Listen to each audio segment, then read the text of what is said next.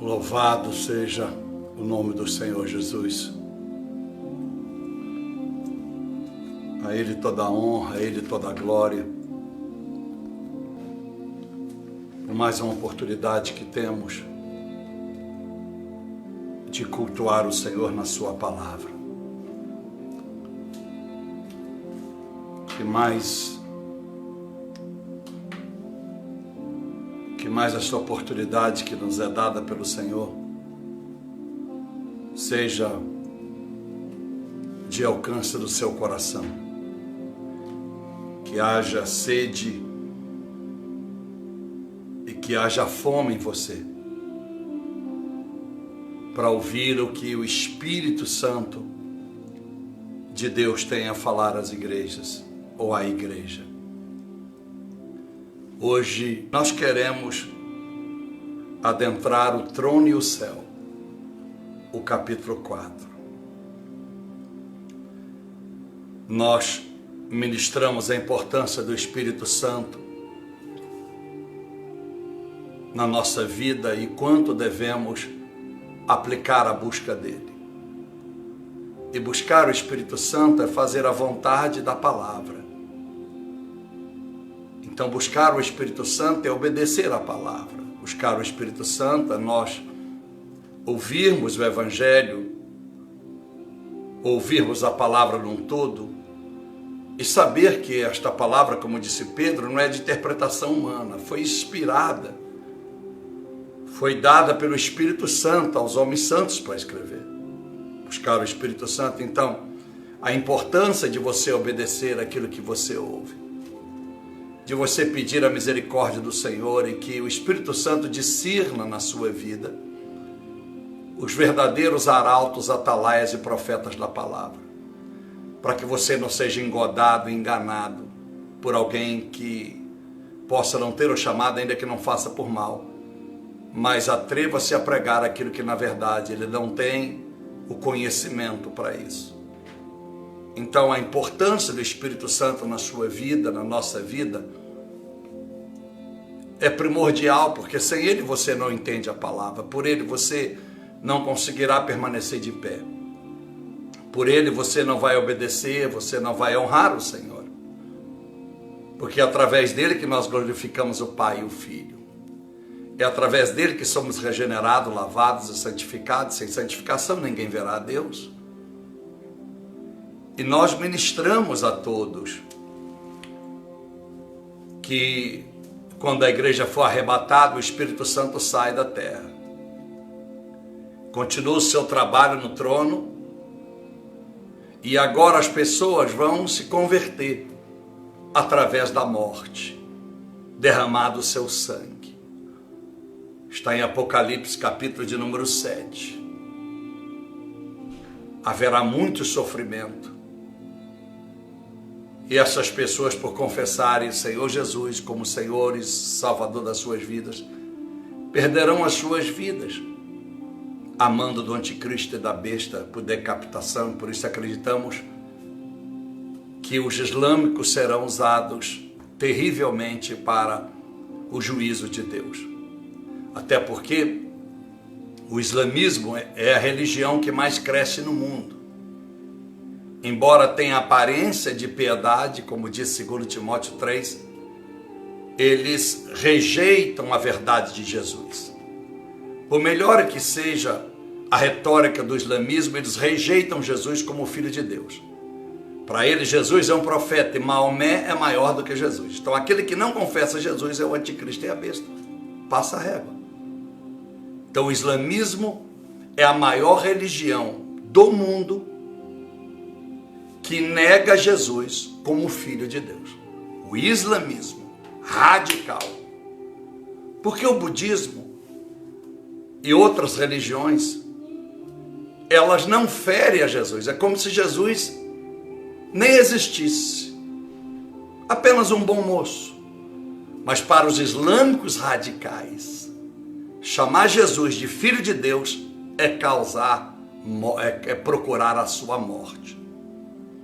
Então eu posso amar os islâmicos, mas não tenho parceria. Eu não tenho comunhão. de forma alguma. Amo e que Deus tenha misericórdia, que os escolhidos do islamismo se convertam.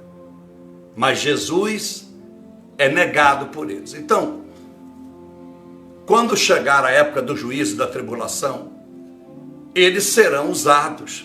Porque lembra que eu já disse para os irmãos a visão que eu tive de Deus. Visão é diferente de sonho. Visão, fui arrebatado. E Deus me mostrou os homens vestidos de laranja. Todos vestidos com macacão de laranja e destruindo o mundo.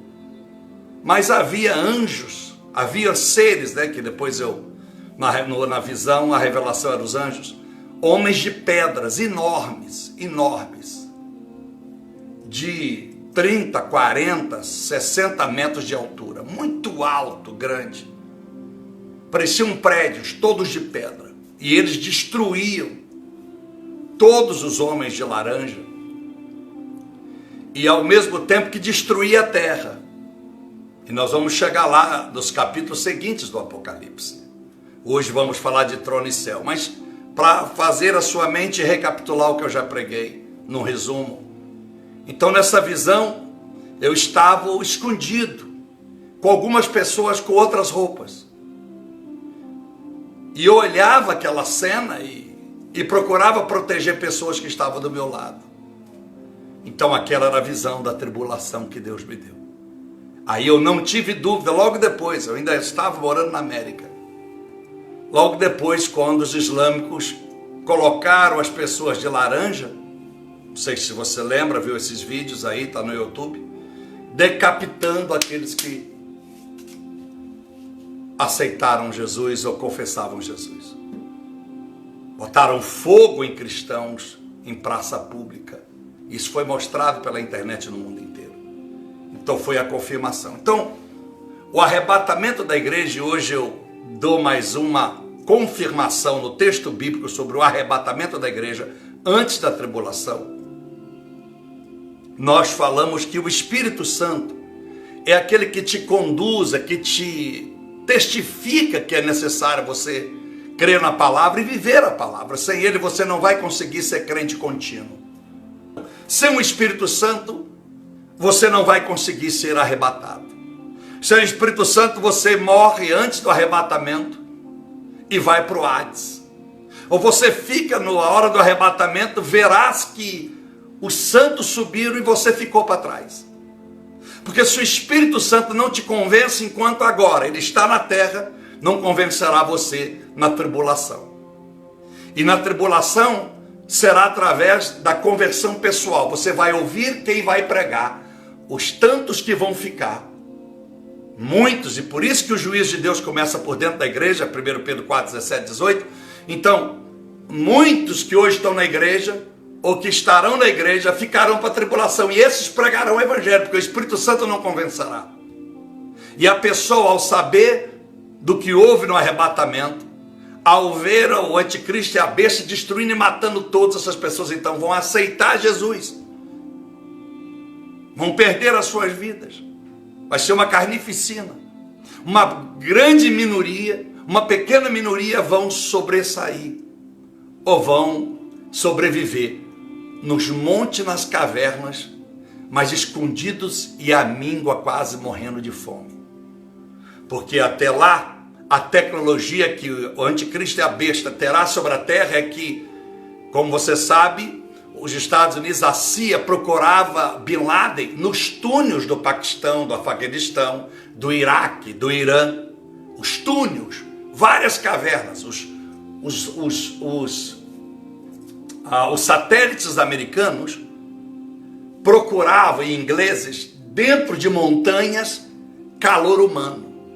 Então, você imagine que você esconde numa caverna e um satélite americano sabe exatamente a caverna que você está, qual a sua profundidade, o seu tamanho, o seu peso. Foi assim que acharam Bin Laden. Foi assim que descobriram a casa onde ele estava. Foi assim que descobriram onde estava Saddam Hussein. Era a dica para o GPS até chegar no buraco onde estava Saddam Hussein. Então você imagina que na época da tribulação, que não demora muito, vamos dar um exemplo, daqui 5 anos a tecnologia está tremendamente avançada. Então, como quem vai ficar na tribulação no mundo vai se esconder da ira do anticristo e da besta? Como? Aonde se esconder vão ser achados. Então, só a misericórdia de Deus para manter meia dúzia ainda vivo, que vão perder a vida. Então, agora é a hora de se converter. É nessa hora, antes do arrebatamento, é que nós temos que viver o cristianismo. Já era para o mundo estar vivendo o cristianismo. A igreja está pregando o cristianismo real e fiel. Então nós falamos a importância do Espírito Santo para a sua vida. Falamos das 7 igrejas. Desde Éfeso como Laodiceia. A de Éfeso tinha obras, mas faltava o amor. E o amor é o primeiro fruto do Espírito. Gálatas 5:22 é Deus. Então elas representam pessoas. As 7 igrejas representam, na verdade, nós, as igrejas do Senhor. Então muitos têm obras, mas não têm amor. Fazem pela religião. 1 Coríntios 13, verso 2 adiante. 1, 2 e 3. Falamos da igreja de Esmirna, uma igreja perseguida, cheia de lutas, em que Satanás consegue imperar sobre ela algumas tribulações, mas ela não desiste e vai até o fim como é. E Deus usa o próprio Satanás, como fez com Jó na igreja de Esmirna, para mostrar que é possível, mesmo vivendo adversidades e provas, não abandonar Jesus. E as pessoas hoje vão para Jesus justamente para sair das provas. Olha como é que está tudo errado. Para não viver a adversidade. Para não passar por tribulação. Olha como é que está tudo errado. Aí falamos da igreja de Pérgamo, que está na Bíblia aqui, aonde Satanás reina. Que eu creio a igreja da Ásia, né? Porque é aonde está todo o centro nervoso do islamismo, do budismo, de tantas etnias religiosas cruéis. Porém, a Bíblia diz que a igreja de Pérgamo, ela, embora firme e querendo manter os bons costumes, ela tem ainda no meio dela alguns que servem a Satanás. Falamos de Tiatira, que tem uma Jezabel representando a prostituição, representando a liderança inversa, representando o feminismo do lado maligno reinando sobre a igreja, invertendo os valores. O homem deixou de ser cabeça e a mulher passou a ser a cabeça. A Bíblia diz que ela tem boas obras a si mesma, mas vive de falsas profecias. Isso pode encaixar em cada um de nós. Você vive falsas profecias, você acredita nelas. Aonde você está, você é conivente com os falsos profetas. A igreja de Tiatira, a igreja de Pérgamo, uma igreja que despreza Israel. Existe a igreja que despreza Israel, nem ora nem jejua para Israel. A Esmirna, pode ser você, uma igreja que mesmo luta e sofrida, você não abandona Jesus de forma alguma. Você pode ser a igreja de Éfeso, você faz obra, você oferta, dizima, mas o amor verdadeiro ainda está longe. Você dá porque você tem para dar. Quem sabe você é a igreja de Sardes, falemos, ela tem obra, mas a Bíblia diz que ela está morta, que as suas obras são imperfeitas. Porém, ainda tem gente santa nela, verso 4. Louvado seja Deus. Pode ser você. Faz a obra, mas não faz com perfeição. Faz de uma forma vulnerável. Um dia está fazendo bem, outro dia faz de qualquer forma. E vive entre pedir perdão e arrependimento e remorso todo dia. Você pode parecer a igreja de Filadélfia. Ela é fraca, mesmo fraca, ela tem boas obras.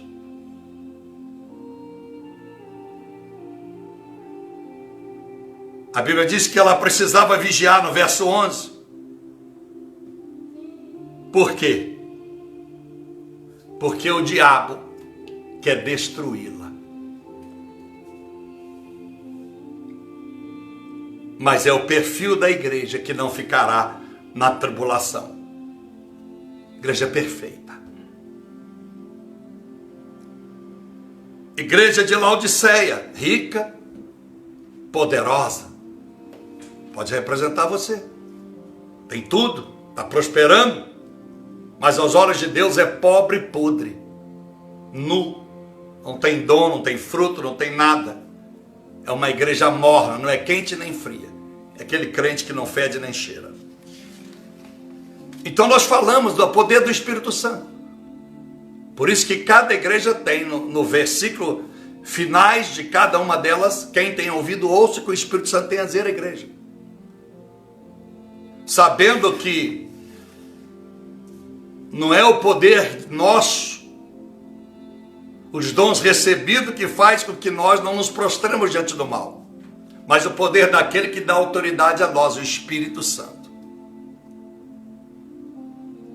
Podemos ter tudo, ser forte, mas não esquecer que somos fracos, porque quem está de pé vigia para não cair. 1 Coríntios 10, 12, nós falamos, sem o Espírito Santo você não consegue. E aí vem a tribulação, e tudo foi julgado por água abaixo. Portanto, hoje, quero ler o capítulo de número 4. Começamos o trono no céu. Depois dessas coisas, olhei e vi que estava uma porta aberta no céu. E a primeira voz que ouvi, como o som da trombeta, falando comigo, disse, sobe para aqui, sobe. Aqui é o arrebatamento. E te mostrarei as coisas que depois dessas vão acontecer.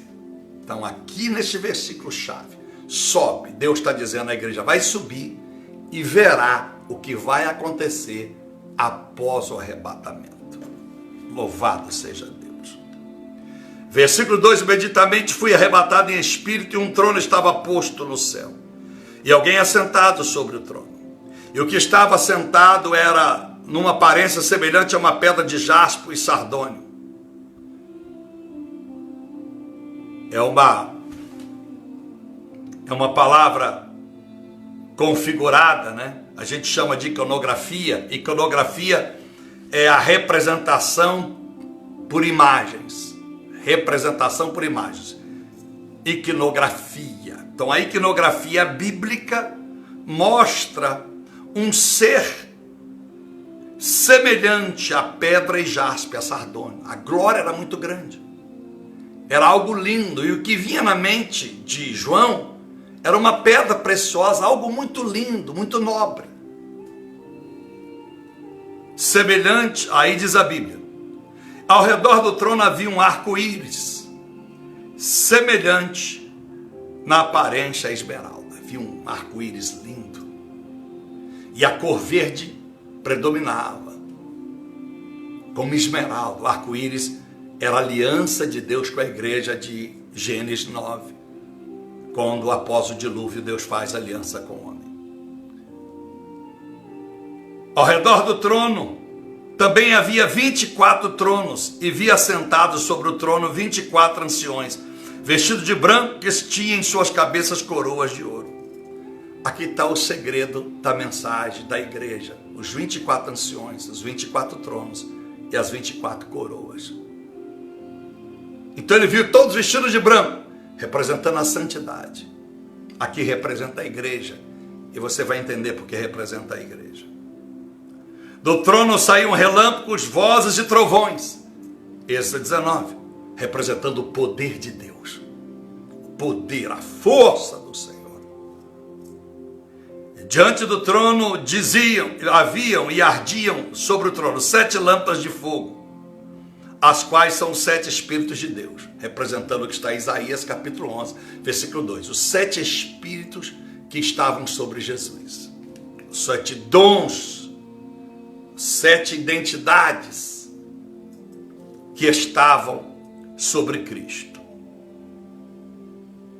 Também havia diante do trono, como que um mar de vidro. semelhante ao cristal. Mar de vidro fala de limpeza. Mar de vidro, tudo limpo. Muita pureza e muita santidade que Moisés vai experimentar em Êxodo, quando na aparição do fogo na sarça, manda tirar os pés que a terra é santa. É Deus que santifica o local, não é o local que santifica a Deus. Por isso, quando eu vou no monte, é a minha oração e a presença de Deus que santifica o monte. O monte sem Deus é nada mais que um monte de terra. Então Deus não vai deixar de ouvir minha oração aqui, vai me ouvir do monte. Quando eu vou no monte é um passo de sacrifício, mas não quer dizer que Deus não me ouviria em casa. Caso eu perdesse as minhas pernas, tivesse encamado e eu orasse, Deus não iria ouvir porque eu não estou no monte. Então o monte não traz benefício quando esse monte que eu estou indo, eu não estou indo com pureza, quando eu não estou indo levado pelo Espírito Santo, estou indo apenas porque eu quero alcançar uma bênção na marra, então eu escolho ir para o monte. Então o monte não pode mudar a sua vida, é você que muda a sua vida no monte onde você estiver. Então esse mar de vidro representa a pureza, a santidade, tudo iconografia. Imagens representativas, simbolizando a revelação enigmática de Deus. Vamos revelar tudo. Semelhante ao cristal, e ao redor do trono, no meio de cada lado, um ao meio de cada lado, vi 4 seres viventes, cheios de olhos, por diante e por detrás. Olhos. O que quer dizer que nada escapa aos olhos daqueles que estão diante do trono. Tudo iconografia. Então, quando João vê aquilo, porque João não vai entender que por causa da onipotência, onipresença e onisciência de Deus, ele pode ver tudo. Então, é como se ele colocasse olhos para ver que eu estou vendo tudo que está acontecendo à minha volta. Então era uma imagem mostrada para que João pudesse entender, ao mesmo tempo trazer mistério na revelação, para que isso fosse um código enigmático para ser revelado pelo Espírito Santo, no tempo certo. O primeiro ser era semelhante a um leão. O segundo semelhante a um touro ou a um boi.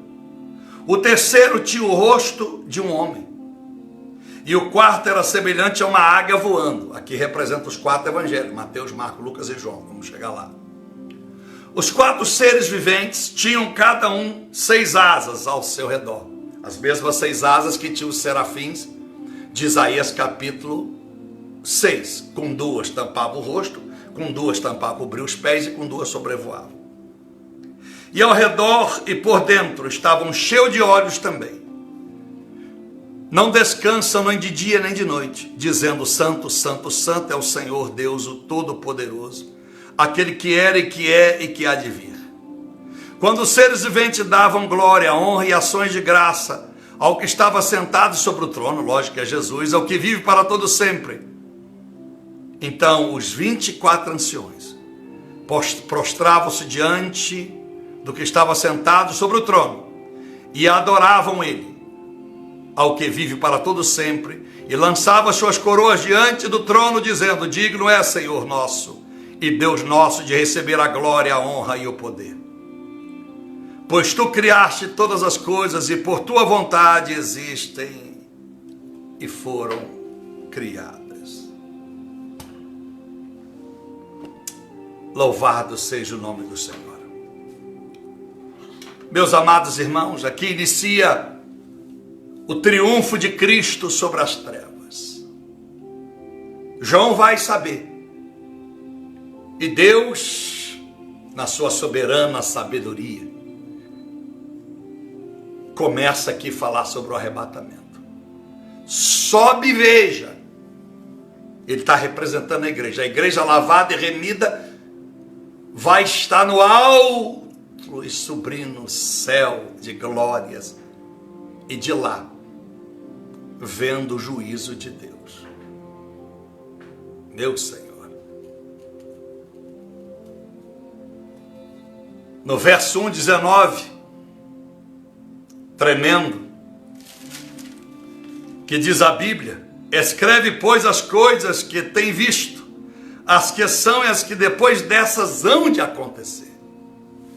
Quer dizer, Deus dá a João pelo Espírito Santo. João vai entender que ele está escrevendo aquilo que acontecerá antes do arrebatamento e após o arrebatamento. Para você entender o triunfo de Deus sobre o diabo, sobre o trono do diabo, você deve entender o que está em Daniel, no capítulo de número 2, verso de número 1 ao 49. São 49 versículos em Daniel, capítulo 2. Quando Nabucodonosor tem um sonho com uma estátua, cabeça de ouro, peito e braços de prata, ventre e coxas de bronze, pernas e pés de ferro e barro. E aparecia uma pedra cortada, e essa pedra esmiuçava toda essa imagem. Essa imagem, essa estátua, por causa da revelação que Deus dá a Daniel, vai fazer de Daniel, por essa revelação, o homem mais importante depois de Nabucodonosor no reino da Babilônia. Aquela estátua representava reinos poderosos, e um deles era Nabucodonosor. Havia nações poderosas, mas ele, como cabeça, era a Babilônia, a nação mais forte que existia. Portanto, Deus mostrara que tudo que Nabucodonosor tinha, ou todos os reinos, foi dado por Deus. Ele não devia se gloriar. Ele era o reflexo de Satanás, presta atenção. E ele vai mandar, ao nomear Daniel como principal homem do seu governo, viajar para todas as províncias e acertar a contabilidade e ver se tem alguém roubando. Ele aproveita isso sagazmente para construir a estátua, e todo mundo tem que adorar uma vez por dia quando for soada a trombeta. No capítulo 4,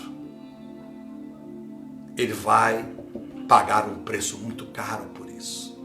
Quando ele vai ter o segundo sonho, agora uma árvore que é cortada e fica só a cepa. E ele está se gloriando. Ele está achando que tudo que ele tem é glória dele. Ele vai virar, você sabe, por 7 anos, como animal vai comer do pasto. Deus abate ele. Era o prenúncio da queda de Satanás. Porque o reino da Babilônia, por isso que Saddam Hussein foi completamente destruído, o Iraque perdeu completamente seu poder, que tinha muito antes do George Bush, porque o Iraque era a nação que estava reconstruindo a Babilônia. E Ezequiel profetiza que ninguém poderia reconstruir a Babilônia, que alguém que se atrevesse a reconstruir seria completamente destruído. Saddam Hussein. Aí você vai no Dr. Google e vai saber dessa história.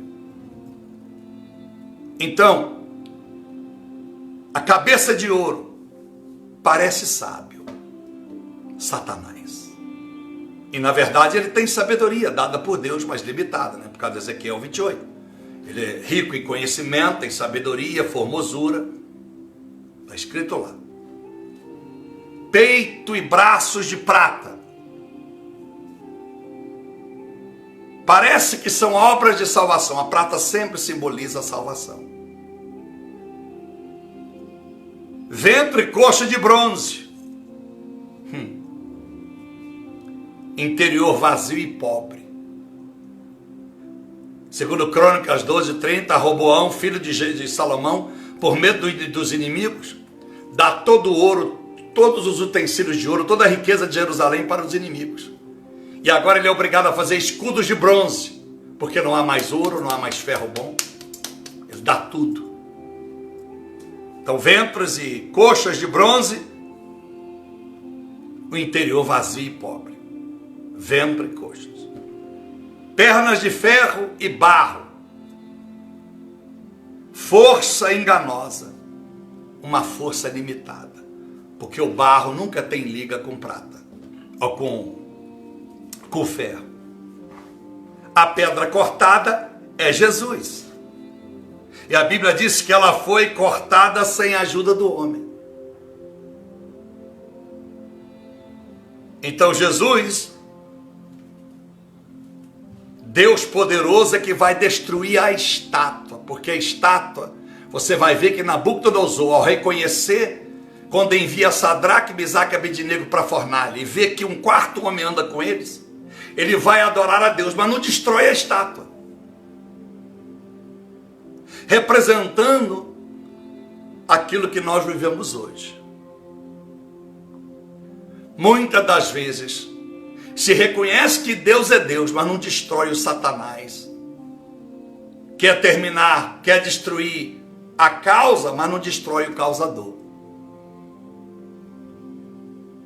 Nabucodonosor se arrepende de ter enviado aqueles homens e faz com que Deus seja adorado, mas a estátua continua lá.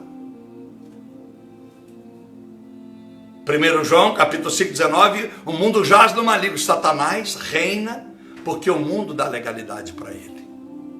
O mundo dá legitimidade para ele. Atos 4, 11, Salmo 118, verso 22, Mateus 21, 42, disse que aquela pedra rejeitada de esquina, essa é a aprovada de Deus. Aquele que cair sobre esta pedra será espedaçado, mas se a pedra cair sobre aquele, virá pó. E aí, em 1 Pedro, no capítulo 2, verso 7, assim, ora, para vós os que credes, esta pedra é preciosa, mas para os descrentes, a pedra que os edificadores rejeitaram, esta foi posta como pedra principal de esquina, uma pedra de tropeço e rocha de escândalo. Tropeçam porque são desobedientes à palavra, para o que também foram destinados. Então, uma coisa é eu tropeçar em Jesus, eu caio em Jesus. Quer dizer o quê? Eu aceitei Jesus, tenho uma vida aparentemente religiosa, mas no meio do caminho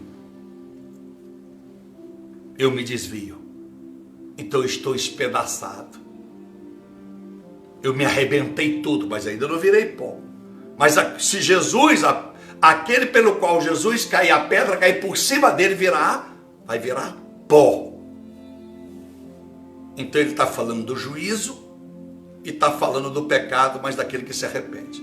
Tropeçou, pedra de tropeço. Pedra de tropeço, Jesus para muitos é aquilo que não nos permite caminhar. Jesus para muitos é aquilo que é impedimento da sua liberdade de vida. Porque não aceita as regras de Jesus. Os critérios de Jesus para muitos é radicalismo. Então Jesus é pedra de tropeço para a maioria das pessoas da humanidade, inclusive na igreja. Por isso que as igrejas vão alargando as portas a cada dia. Porque não acreditam que esse evangelho vivido literalmente é razoável, é racional. Por causa da modernidade, temos que mudar o evangelho, nós temos que ser muito contemporâneos, porque a juventude hoje é outra. Bom, a linguagem pode mudar, mas a doutrina jamais pode mudar. Então muitos crentes estão despedaçados, porque foi justamente em Jesus que eles caíram. Mas há muitos que já viraram pó, porque a pedra caiu por cima deles. Quer dizer, Jesus prevaleceu sobre eles porque eles negaram a Cristo, de todas as maneiras. Então é melhor estar espedaçado e ser reconstruído de novo como vaso na mão do oleiro, em Jeremias capítulo 18, quando ele quebra na mão do oleiro, do que virar pó. Porque é o que Jó disse, o homem vai voltar para o pó. Então, quer dizer que não há mais solução. Então, meus amados irmãos, O ouro, o bronze, o barro e a prata representam reinos. O ouro representa uma glória, mas uma glória que passa. Mateus capítulo 4, versículo 8, Satanás diz: se tu me adorares, te darei toda a glória dessa terra, desse mundo, desses reinos que você está vendo, Jesus. O barro representa a sujeira. 1 João 5,19, o mundo jaz do maligno. O bronze representa, parece forte, mas não é tão forte. O bronze é um metal maleável.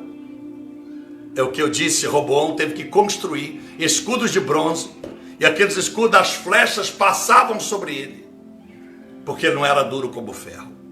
2 Tessalonicenses 2,8, com o sopro de Deus ele aniquilará o Satanás. Então o ouro representa a glória de Satanás, que passa, por isso que ele oferece a Jesus. Representa, o barro representa a sujeira de Satanás, ela vai ser destruída e será revelada no dia do juízo final. O bronze representa que ele parece forte, mas não tão quanto parece, será destruído. A prata parece ser de salvação, mas aparentemente viver para o mundo sem viver para Deus, como a Bíblia descreve, parece que está todo mundo com Jesus, né? Diz que todos os caminhos levam ao Senhor. Então a prata representa uma vida confortável.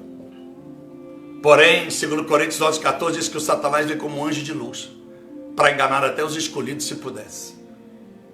Apocalipse 13, verso 13 e 14 diz que Satanás fará tantos sinais e milagres que o mundo vai crer nele.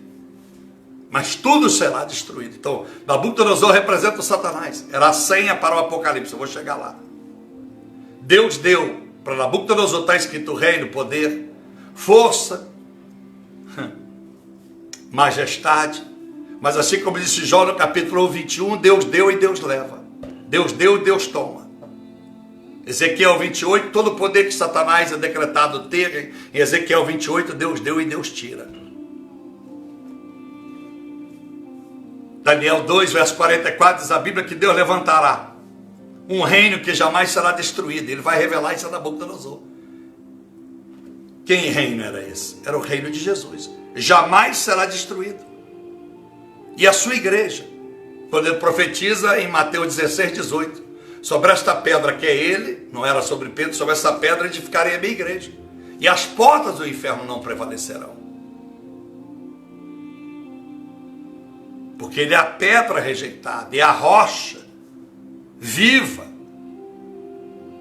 Então a Bíblia diz que esta pedra vai esmiuçar toda a estátua, todo o poder, todo o reino, toda a glória deste mundo. E a Bíblia diz que além da pedra esmiuçar, ela faz um grande monte e enche toda a terra. Quem é o grande monte? O monte é a igreja, a monte de Sião. Então Deus destrói o poder de Satanás. E neste mundo em que Satanás ainda está, ainda há uma igreja poderosa, forte, edificada e separada por Deus, aonde é cheia do Espírito Santo do Senhor. Então, meus amados irmãos, quando nós lemos aqui, eu vi uma porta aberta, não viu portas, uma porta. Por isso que nem todos os caminhos levam a Deus. Uma porta. Ele viu uma porta aberta, essa porta é Cristo. E a voz que ele ouve, ao soar da trombeta, disse: sobe aqui. E é assim que diz em Mateus capítulo 24, quando soar a trombeta, a igreja sobe. Então aqui é o arrebatamento. Então Deus quer que João saiba o que vai acontecer após o arrebatamento e relata escrito para que a igreja saiba e possa decidir. Quer arriscar e ficar na tribulação ou quer subir? Então o texto diz a Bíblia Sagrada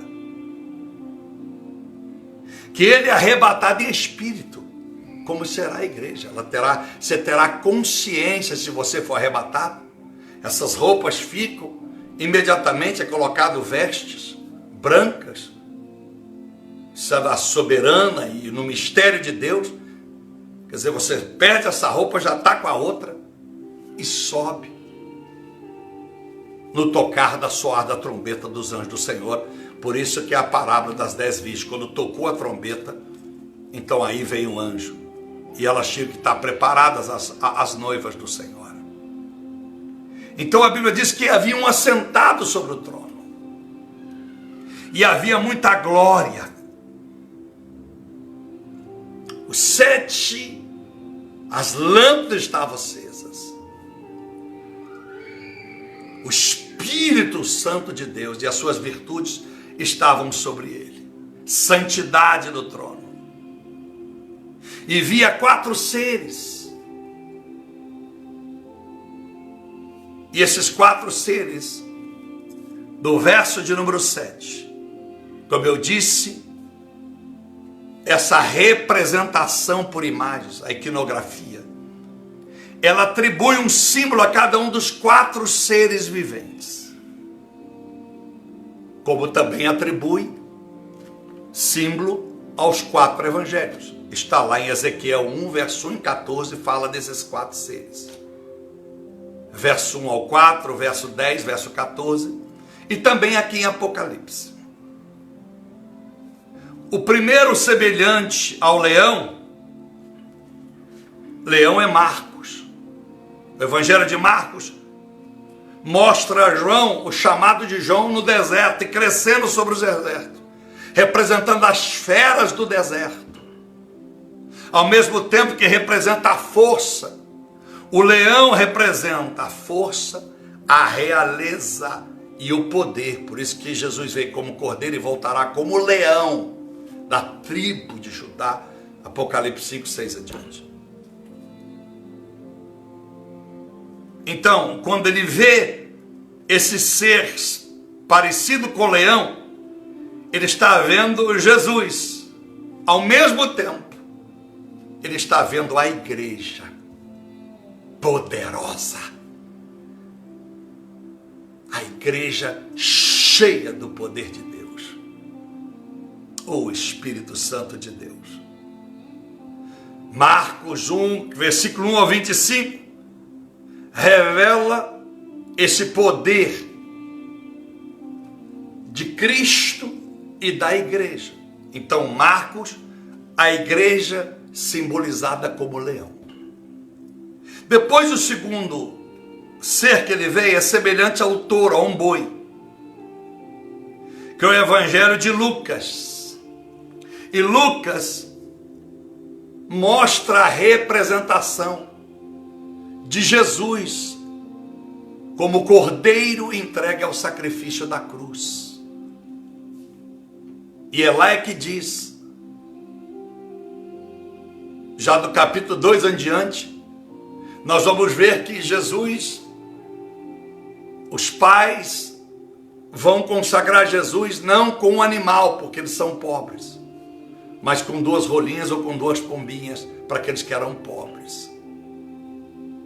Então Lucas representa o evangelho do touro ou do boi. O que significa isso? O animal de Deus em sacrifício e resgate. Quando alguém pecava, levava um animal. Quer dizer que Jesus veio como servo. O boi, né, o carro de boi que arava a terra. O boi, na Índia, não é animal comestível, é para trabalhar. Alguns lugares o boi é tão sagrado que nem trabalhar pode. Mas enfim, na Bíblia, ele representa a força do servir. O Evangelho de Lucas. Aí ele vê, o terceiro tinha a aparência de um homem. E esse é o Evangelho de Mateus. Porque Mateus mostra a genealogia de Cristo. Mateus capítulo 1. Jesus homem, a imagem e semelhança. Deus fez o homem à sua imagem e semelhança. Então, ele vê esse terceiro animal, ele representa não só Jesus, o Deus que se fez homem, Filipenses 2:6 adiante, mas a própria igreja, mesmo ter sido homem e passado por todas as adversidades, os santos serão salvos. Aí ele vê o quarto animal, semelhante a uma águia voando. Esse é o evangelho de João. Porque água voando, a águia é a águia que voa mais alto do que todas as outras. Ela tem liberdade de voar mais alto do que qualquer outro ser criado por Deus. Então a águia representa a liberdade de Cristo. Cristo, ele veio e veio para ser maior do que todos. Ele estava com o pé no chão, mas o seu coração e a mente de Cristo sempre no reino do Pai, nas alturas. E essa águia representa a igreja, que ela tem que predominar e prevalecer sobre todos, porque ela tem a liberdade de voar, quer dizer, de ainda adentrar o santíssimo lugar através da busca da presença e receber de Deus as revelações. Receber de Deus tudo que a ciência precisa estudar para receber, que os doutores precisam estudar para graduar, que as pessoas precisam estudar para se qualificar. A igreja águia, que está lá no Evangelho de João, no capítulo 1, versículo 1 ao 5, já diz que Jesus era o próprio Deus. O verbo estava com Deus, o verbo era Deus, Jesus. Então, águia, santa, a deidade de Deus, no capítulo 5 de João, fala que Jesus diz: eu sou o pão da vida. Foi quando já no capítulo 6, a multidão de discípulos abandona Jesus, que ele disse: se você não comer da minha carne, não faz parte de mim. Se você não beber do meu sangue. Então, quando Jesus está explicando a sua deidade, as pessoas não conseguem entender Jesus. Não precisa o Apocalipse confundir a cabeça das pessoas. Jesus já confundiu, você tem que comer da minha carne. As pessoas entendiam, não entendiam aquela iconografia, não entendia porque Jesus falava daquela forma. Eles pensavam literalmente que tinha que comer um pedaço de Jesus quando ele morresse, ou vivo, enfim. Jesus não estava falando de canibalismo. Enfim, meus amados irmãos,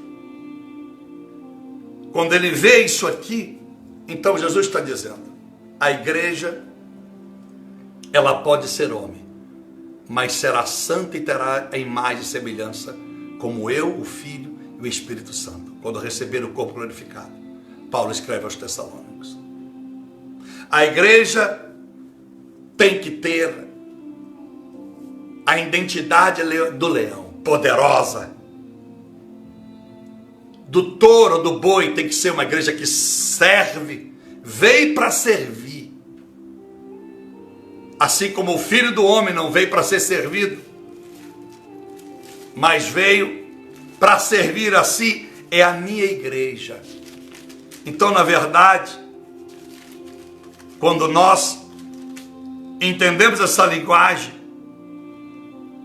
nós agradecemos ao Senhor, porque no verso 28 ele disse: tal como o Filho do Homem não veio para ser servido, mas para servir e dar a sua vida em resgate por muitos.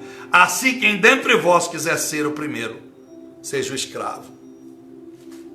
De Mateus capítulo de número 20. Então, Jesus está revelando a igreja que vai subir. A igreja que vai subir é poderosa. A igreja que vai subir, ela tem a natureza humana, mas a origem divina. A igreja que vai subir, ela é serva, ela serve com obediência, não com gemidos. Ela é águia, porque ela voa. Ela tem liberdade. Onde o Espírito Santo está, Paulo escreve aos Coríntios, capítulo 3, o Espírito em liberdade, verso 17. Aí João disse que enquanto esses seres, eles não descansam dia nem de noite, adorando e dizendo: santo, santo, santo é o Senhor, o Todo-Poderoso, aquele que era, que é e que há de vir. Então João está descrevendo a igreja que vai subir. Ela adora o Senhor, de dia e de noite, na bonança ou nas provas, nos dias de alegria ou nos dias de tristeza, ela está sempre adorando o Senhor. Ela não se abala pela enfermidade. Como está em João 11, Jesus disse: quem anda na luz não tropeça nas trevas.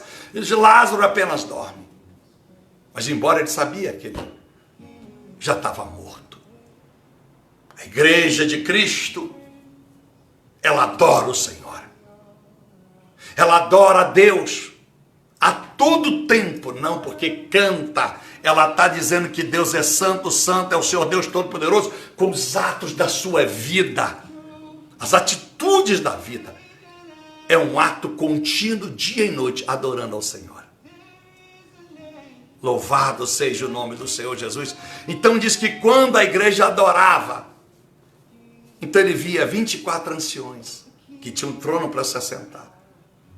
E ali eles já lançavam as suas coroas, também adorando ao Senhor dos Senhores.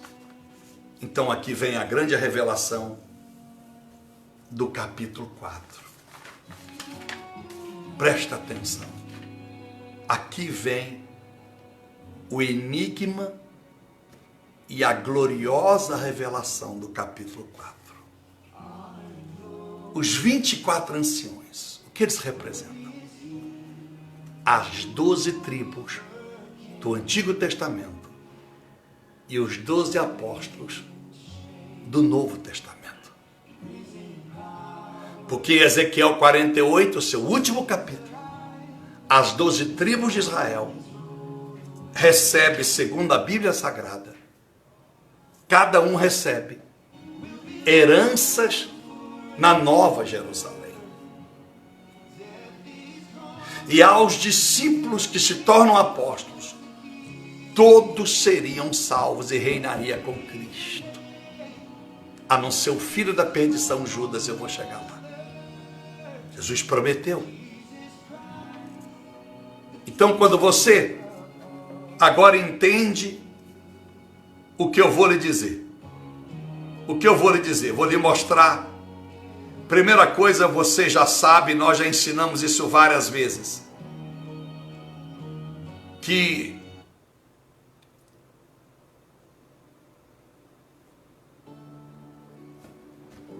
cada nome judeu tem uma revelação. Nenhum nome dado a um judeu é dado por acaso. Nenhum nome judeu é dado simplesmente aleatoriamente. Não. Todo nome judeu tem que ter um significado. O pai e a mãe, ou a família, tem que dar um significado para aquele filho. Aquele filho, o nome representa uma situação da vida da família. Um ato profético da família em Deus. Então nenhum judeu é chamado porque o nome que ele tem é bonito. Ninguém dá nome bonito, não. Cada judeu, até hoje, quando um filho nasce, ou uma filha, é buscado numa revelação. Qual é o nome para aquela filha que a mulher está grávida, ou o filho que a mulher está grávida. Então, no Primeiro Testamento, as 12 tribos que vêm de Jacó. Rubem representa, em hebraico, o filho que veio, o filho que viu. Judá, louvado, exaltado e glorificado. Levi representa no hebraico união. José, aquele que acrescenta. Benjamim, filho próspero. Dan, ele julga. Simeão, ele ouviu. Issacar, recompensa. Zebulon, dádiva. Gade, dividiu fortuna. Asser, feliz, abençoado. Naftali, minha luta. O nome e o significado das 12 tribos de Israel. Presta atenção. Agora os 12 apóstolos. Pedro, o rochedo, a rocha. João, Deus é misericordioso. Mateus, presente de Yahvé. Felipe, amor com amizade. Tudo no hebraico. André, forte, corajoso, viril e guerreiro. Tiago, filho de Zebedeu, porque tem o Tiago, filho de Alfeu. O filho de Zebedeu é irmão de João. O que eu disse, que o significado do seu nome é Deus é misericordioso. Tiago, filho de Zebedeu, que vem do calcanhar. Tomé, gêmeo. Bartolomeu, filho. Tiago, agora filho de Alfeu, imagem clara, origem do Pai. Mateus, oferta de Deus. Simão, ouvinte. Tadeu, amoroso. Havia nos 24 anciões uma carta enigmática para ser revelada. Esses 24 anciões, representando as 12 tribos de Israel e os 12 apóstolos, representam uma carta que Deus tinha nas entrelinhas para o povo que o adorasse, servisse, o temesse na santidade para subir no arrebatamento. Então, juntando todos esses nomes, presta atenção. Olha a carta de Deus, estava nas entrelinhas. O Deus misericordioso João, corajoso guerreiro forte viril André, o rochedo Pedro, imagem clara do Pai Tiago, exaltado, louvado e glorificado Judá. Ele ouviu Simeão, por ser ouvinte Simão, como filho que viu Rubem, amoroso Tadeu, com amor de amigo Felipe, ouviu as minhas lutas Naftali, trazendo recompensas Isacar, ofertas de Deus Mateus, me tornando gêmeos Tomé, com os filhos Bartolomeu Israel, próspero Benjamim, na união Levi, dividindo fortuna divina Gad, como dádiva Zebulon, porque ele é que acrescenta José. Por fim julgou Dan, ferindo com seu calcanhar Tiago, como está em Gênesis 3,15, com o calcanhar ferirá a tua cabeça, Satanás. Sendo presente de Javé, Mateus, trazendo felicidade plena e abençoada a Ser. Oh, Santo de Israel, oh Espírito Santo, aleluia.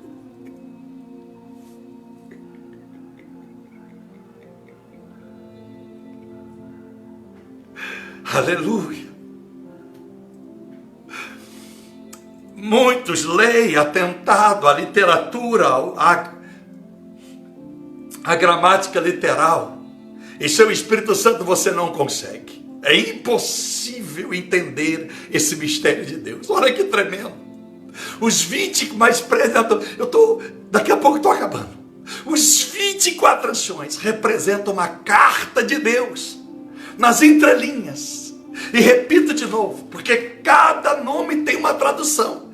Então, traduzindo todos os nomes, O Deus misericordioso, corajoso, guerreiro, forte, viril, o rochedo, imagem clara do Pai, exaltado, louvado e glorificado. Ele ouviu por ser ouvinte, como o filho que viu, amoroso com amor de amigo, ouviu minhas lutas, trazendo recompensas, ofertas de Deus, me tornando gêmeos com os filhos que é Israel, prósperos na união, dividindo fortuna divina, como dádiva, porque ele é que acrescenta, por fim julgou, ferindo com o seu calcanhar a Satanás, sendo presente de Deus, trazendo felicidade plena e abençoada.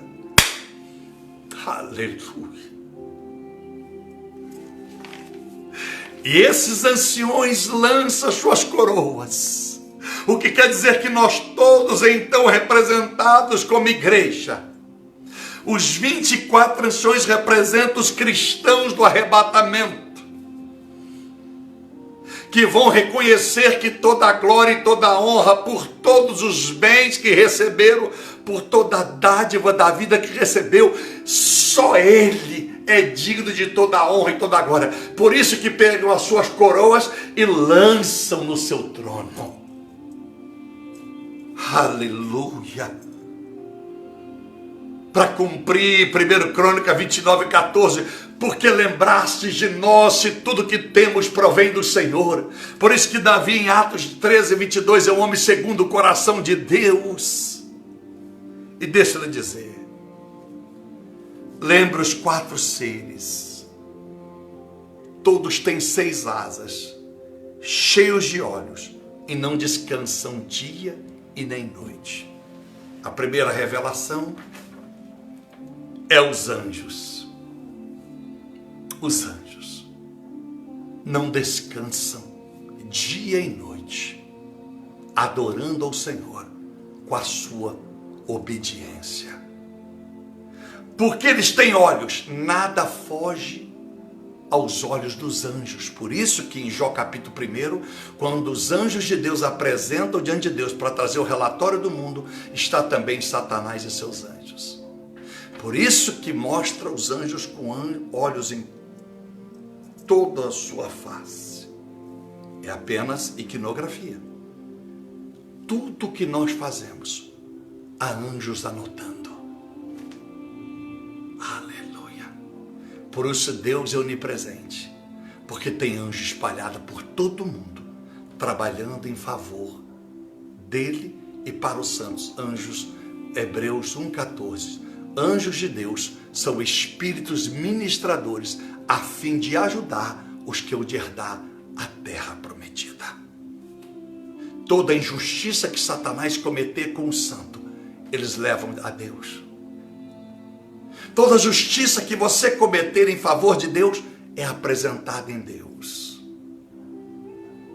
E a Bíblia diz que eles têm 6 asas, força para voar além do homem. Mas em segundo plano, esses seres, como eu disse, representam a igreja. 6 asas. O crente fiel a Deus, antes até o arrebatamento, voarão além da normalidade, viverão o sobrenatural. Por isto 6 asas. Você fará além do que a normalidade faz. Olhos ao redor, visão ampla de tudo que Deus colocar diante da sua vida. Você não será confundido, trapaceado e enganado, porque a sua visão é ampla. Por onde quer que você vá, você terá visão. À esquerda, à direita, atrás ou à frente, nada acontecerá à sua vida sem que Deus te fale, sem que Deus te mostre. Não descansam dia e noite. A igreja que adora o Senhor, a igreja que busca a glória do Pai todos os dias. Por isso, o trono no céu, os céus e a glória. Então agora aconteceu o arrebatamento. E no capítulo 4 em diante, o livro selado e o cordeiro. Agora, João e os que foram arrebatados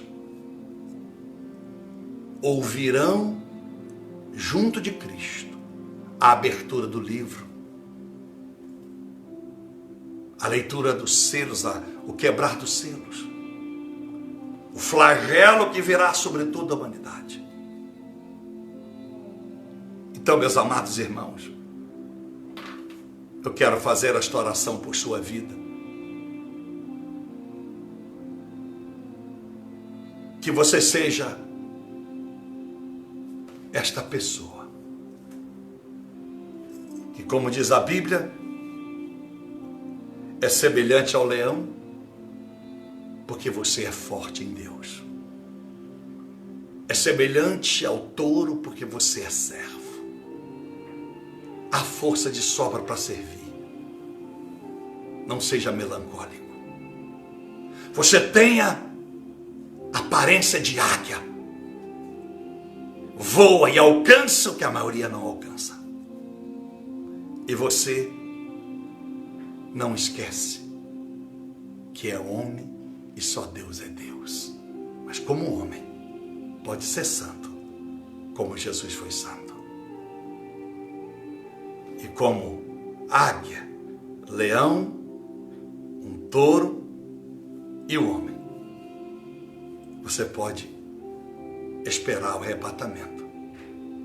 Porque se você é forte como leão, visão como águia, serve como touro, e você